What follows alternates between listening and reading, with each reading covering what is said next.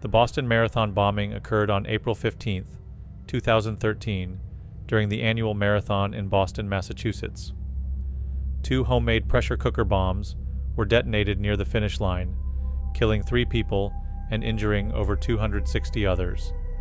The attack was carried out by brothers Tamerlan and Dzhokhar Tsarnaev, motivated by extremist ideology. After a massive manhunt, Tamerlan was killed in a shootout with police on April 19th, and Dzhokhar was captured later that day, hiding in a boat in a Watertown backyard. Dzhokhar was convicted in 2015 and sentenced to death. The bombing remains one of the most significant terrorist attacks in modern U.S. history.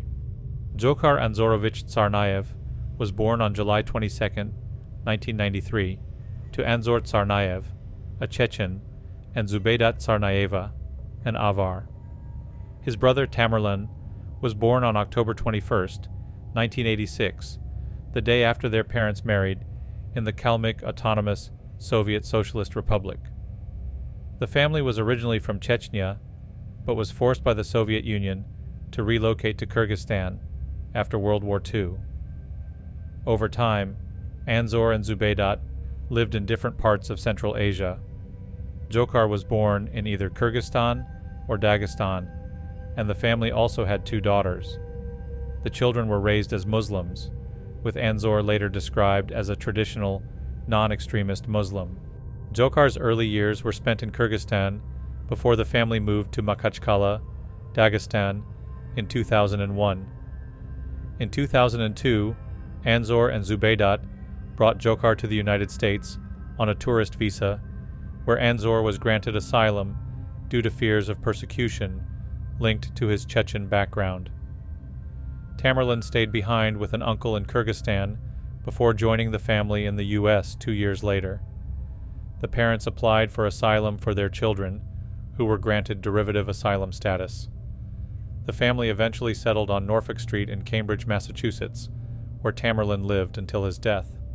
The family experienced instability over the following decade.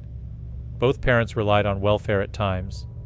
Anzor worked as a mechanic, and Zubeydat worked as a cosmetologist before leaving her job for religious reasons. By 2007, they were granted permanent residency.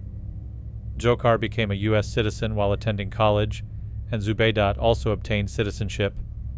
Tamerlan's citizenship process, however, was delayed due to a federal investigation. Dzhokhar Tsarnaev attended Cambridgeport Elementary School and later went to middle school at Cambridge Community Charter School. He continued his education at Cambridge Ringe and Latin School, where he was a standout wrestler and earned a spot as a Greater Boston League Winter All-Star. During high school, he also worked as a lifeguard at Harvard University. In 2011, Tsarnaev contacted Brian Glynn Williams, a professor at the University of Massachusetts Dartmouth, to discuss his interest in Chechen history. That same year, he graduated from high school and received a $2,500 scholarship from the city of Cambridge. His brother's former boxing coach, who had not seen them for some time, described Dzhokhar as being heavily influenced by his older brother, often following him closely like a, quote, puppy dog. Dzhokhar Tsarnaev enrolled at the University of Massachusetts Dartmouth in September 2011, initially pursuing a marine biology major with aspirations of becoming a director, but later switching to nursing. While some of his classmates viewed him as normal and well-liked, others found him creepy. He was known to occasionally smoke marijuana, enjoy hip-hop music, and rarely engage in political discussions. Those who knew him were taken aback when it was revealed he was one of the bombers, describing the act as completely uncharacteristic of him. Tsarnaev was outgoing, spoke fluent American English without an accent, and blended well with his peers, with some considering him just another part of their community. On the Russian social media site VK, Tsarnaev identified his worldview as Islam, with a focus on career and money. He shared links to Islamic websites, videos of fighters in the Syrian civil war, and content advocating for Chechen independence. His Twitter activity was typically centered on light topics, like sports and food, but occasionally included references to Quranic verses associated with radicalism, including one linked to the 2012 Boston Marathon. In 2012, Tsarnaev came under brief police scrutiny when Arlington police conducted a warrant check on his car during an investigation into underage drinking at a local party. By the time of the bombing, he was a sophomore living in Pinedale Hall at UMass Dartmouth.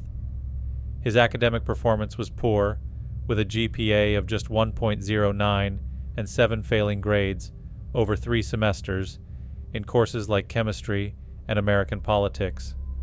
He also had a $20,000 outstanding bill at the university and was known to sell marijuana.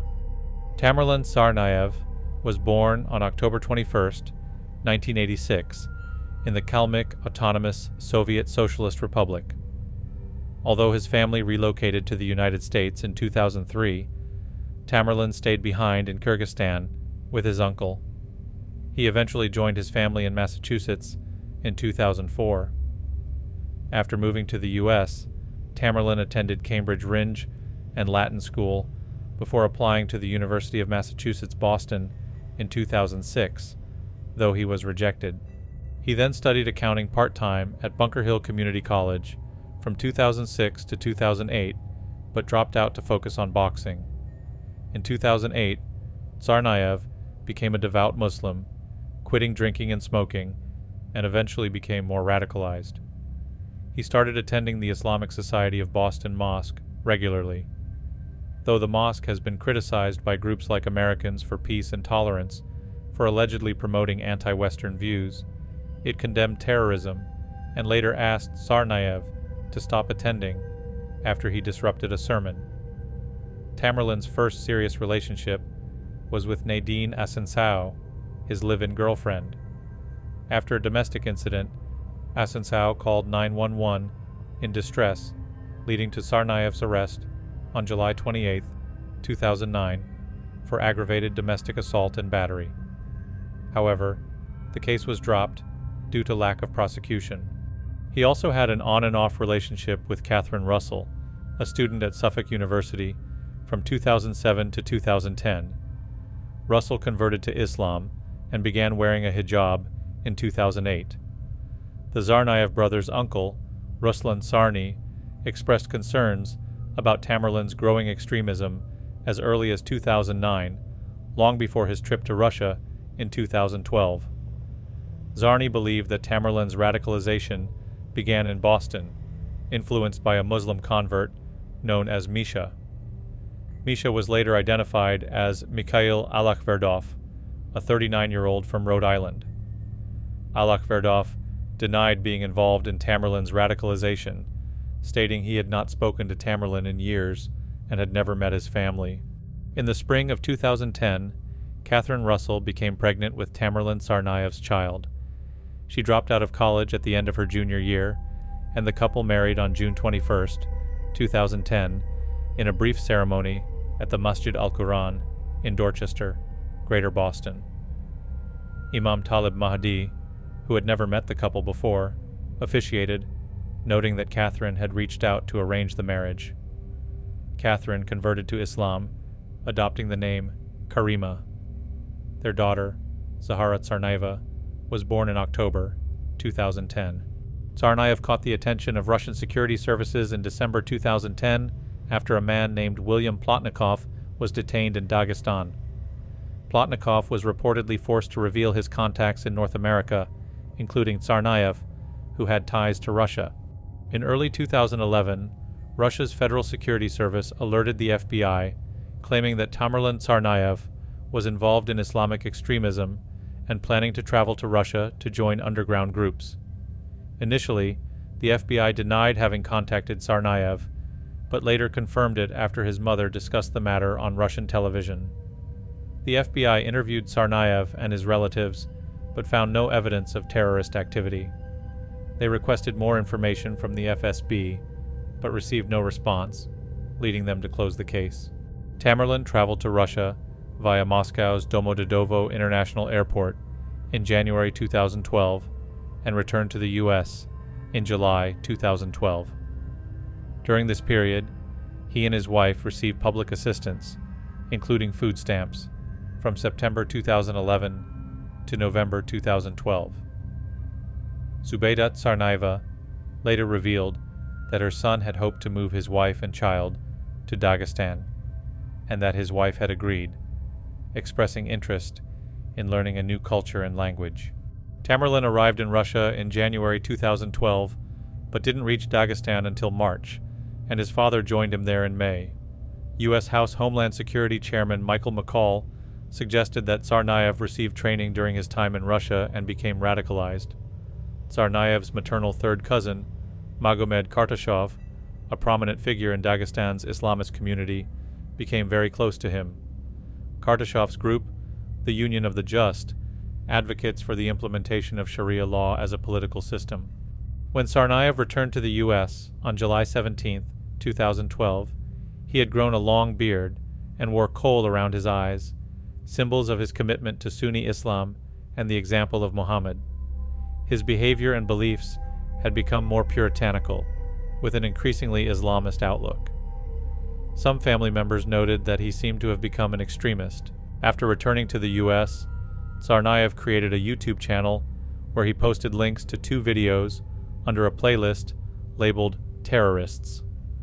One of the videos featured Amir Abu Dujana, a Dagestani Islamic militant and commander of a small group in the Kyzylyurt district, who was killed in late December 2012. The videos were later removed from his channel. Under Tamerlan's influence, the Tsarnaev brothers began planning the bombing. They constructed powerful pressure cooker bombs using instructions from Al-Qaeda's Inspire magazine. The bombs were packed with BBs, nails, and ball bearings for maximum damage and controlled remotely. They used Christmas lights as fuses and built detonators from model car parts. About 10 weeks before the attack, Tamerlan purchased 2 lock-and-load mortar kits from a fireworks store in New Hampshire, each containing 24 pyrotechnic shells. The pressure cooker design was chosen because it could amplify the blast's power while remaining compact enough to fit discreetly in a backpack. On April 15, 2013, the 117th Boston Marathon took place, drawing over 26,000 runners from across the U.S. and 92 other countries, with thousands more lining the streets to watch. Surveillance footage captured the Tsarnaev brothers heading toward the finish line, each carrying a backpack filled with homemade explosives.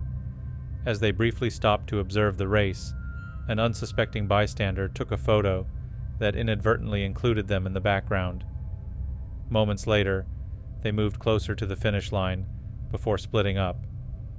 Tamerlan, now walking alone, approached a crowded area, set down his backpack, and quickly walked away. The exact trigger mechanism for the bombs remains unclear, but about 3 hours after the marathon winners crossed the finish line, Tamerlan's bomb detonated, unleashing deadly shrapnel. Just 14 seconds later, Dzhokar's bomb exploded. Despite their power, the blast caused no major structural damage to buildings. First responders rushed in to assist the wounded, while the Tsarnaev brothers attempted to blend into the fleeing crowd, unaware they were being recorded by CCTV.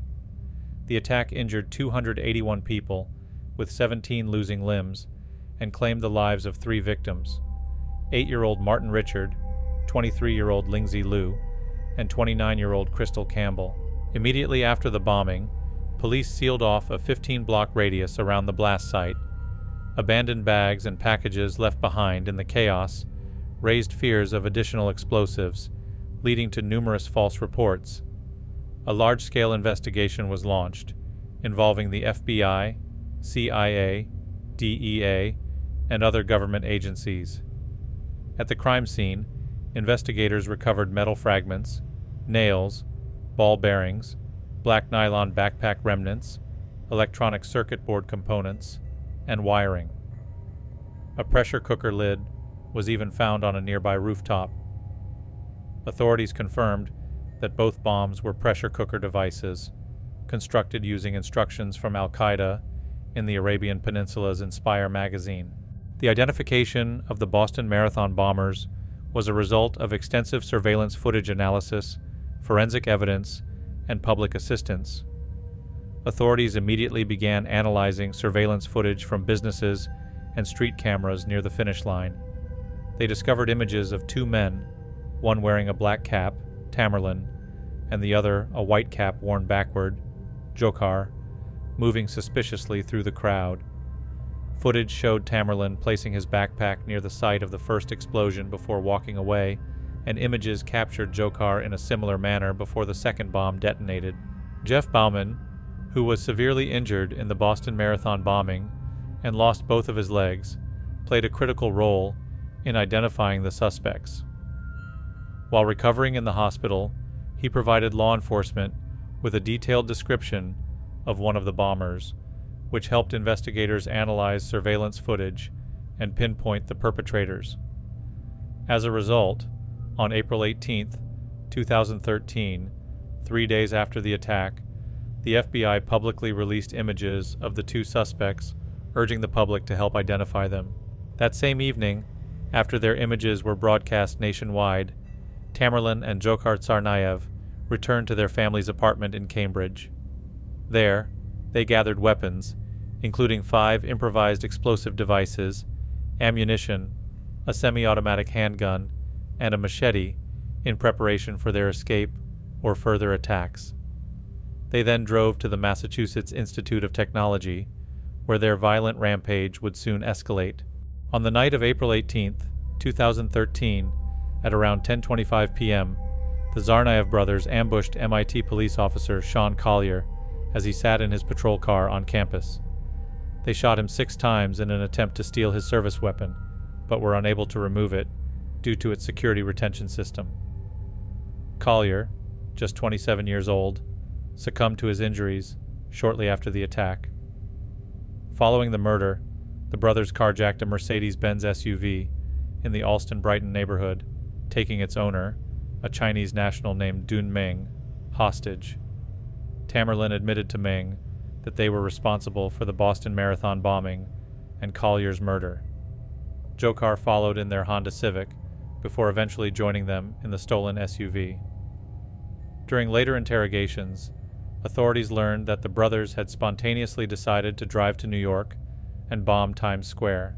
The brothers forced Meng to withdraw $800 from his bank account using his ATM card before they stopped at a Shell gas station in Cambridge to refuel for their trip. While Dzhokar went inside the store to buy food, Meng seized the opportunity to escape. He sprinted across the street to a mobile gas station, pleading with the clerk to call 911. Crucially, he had left his cell phone inside the stolen SUV, allowing law enforcement to track the vehicle's location. With the stolen Mercedes now a key focus in the manhunt, authorities quickly zeroed in on the brothers' whereabouts, leading to a high-stakes confrontation in Watertown. Shortly after midnight on April 19, 2013, Watertown police officer Joseph Reynolds identified the Tsarnaev brothers in the stolen Mercedes and their Honda Civic after receiving a location update from Cambridge officers. As he followed them, waiting for backup to initiate a high-risk traffic stop, the brothers suddenly pulled over at the intersection of Laurel and Dexter Streets. Without hesitation, Tamerlan Tsarnaev exited the SUV and opened fire on Reynolds and Sergeant John McClellan, prompting them to return fire and call for emergency assistance. A chaotic gunfight erupted, with law enforcement agencies from multiple departments responding. Over the course of 7 minutes, an estimated 200 to 300 shots were fired, while the Tsarnaevs countered with 56 rounds, detonated a pressure cooker bomb, and hurled 5 makeshift grenades, 3 of which exploded. As the firefight continued, Tamerlan ran out of ammunition and threw his empty Ruger P95 pistol at Watertown Sergeant Jeffrey Pugliese, who tackled him with assistance from Sergeant McClellan. In a desperate escape attempt, Dzhokhar Tsarnaev sped toward his brother in the stolen SUV, running over Tamerlan and dragging him briefly before fleeing on foot, Officers were unable to stop him as he abandoned the vehicle and disappeared into the night. Tamerlan was taken into custody, but later died at Beth Israel Deaconess Medical Center at 1:35 a.m. The intense shootout left Massachusetts Bay Transportation Authority officer Richard Donahue critically wounded from friendly fire, nearly dying from a severed femoral artery. Another officer, Boston Police Department's Dennis Simmons, sustained grenade injuries and died a year later from complications. 15 additional officers were injured in the chaos. A later Harvard Kennedy School report criticized the lack of coordination among police agencies, which had put both officers and the public at greater risk during the confrontation. Records from the Honda Civic left at the Watertown Shootout scene confirmed the identities of the bombers as Tamerlan and Dzhokhar Tsarnaev. The FBI quickly released additional photos of the brothers from the Watertown incident, and by early morning on April 19th, authorities publicly identified Dzhokhar Tsarnaev. In response, automated calls were sent to Watertown residents, instructing them to stay indoors. Massachusetts Governor Deval Patrick then issued a shelter-in-place order for Watertown and surrounding areas, including Somerville. Heavily armed SWAT teams, armored vehicles, and helicopters descended on the city, conducting an exhaustive house-to-house search. Later that evening, after the lockdown was lifted, Watertown resident David Henneberry noticed the tarp on his parked boat had come loose. Investigating further, he discovered a bloodied figure inside and immediately alerted the authorities at 6:42 p.m. A police helicopter equipped with thermal imaging confirmed movement inside the boat. When Dzhokhar Tsarnaev appeared to poke at the tarp, police opened fire on the vessel. While initial reports suggested he exchanged gunfire with officers for nearly an hour, later findings indicated a shorter engagement, and that Tsarnaev was unarmed when captured. He was taken into custody at 8:42 p.m. and transported to Beth Israel Deaconess Medical Center in critical condition, suffering from multiple gunshot wounds to his head, neck, legs, and hand. Due to his critical condition, Tsarnaev was initially unable to speak, but he communicated with investigators by writing on a notepad. Tsarnaev was interrogated by a team of FBI agents and counterterrorism officials without being read his Miranda rights under the public safety exception, which allows law enforcement to question a suspect without immediately informing them of their right to remain silent if there is an ongoing threat to public safety. Officials sought to determine whether Tsarnaev and his brother had ties to larger terrorist organizations, if there were additional explosive devices, or if other attacks were being planned. During the interrogation, Tsarnaev reportedly admitted that he and his brother Tamerlan were responsible for the Boston Marathon bombing. He claimed they had acted alone and were motivated by extremist Islamist beliefs. He also told investigators that they had intended to carry out additional attacks, including a plan to detonate bombs in Times Square, New York City. After several days in the hospital, Tsarnaev's condition improved, and he was formally charged on April 22, 2013. At that point, he was read his Miranda rights, and he stopped cooperating with investigators. Dzhokhar was given several charges with 4 counts of murder, use of a firearm during a violent crime, conspiracy to use a weapon of mass destruction, and carjacking, resulting in serious bodily injury. 17 of these charges carried the death penalty. At his arraignment on July 10, 2013, Tsarnaev appeared in court for the first time, showing little emotion. He pleaded not guilty to all charges. Dzhokhar's trial began on March 4, 2015, in the United States District Court for the District of Massachusetts. U.S. District Judge George A. O'Toole, Jr. presided over the case. The prosecution, led by Assistant U.S. Attorney William Weinreb, sought the death penalty, arguing that Tsarnaev was fully aware of his actions and committed them in a calculated manner. The defense, led by Judy Clark, a lawyer known for defending high-profile defendants in death penalty cases, acknowledged that Tsarnaev had participated in the attack. However, they argued that his older brother Tamerlan Tsarnaev was the mastermind, exerting undue influence over Dzhokhar, who was just 19 years old at the time of the bombing. The defense aimed to convince the jury to spare him from the death penalty by portraying him as a follower rather than a leader. During the trial, prosecutors presented surveillance footage, eyewitness testimony, and Tsarnaev's own writings to establish his intent. One key piece of evidence was a note Tsarnaev had written inside the boat where he was hiding, in which he justified the attack as retaliation for U.S. military actions in Muslim countries. He also called the Boston victims collateral damage.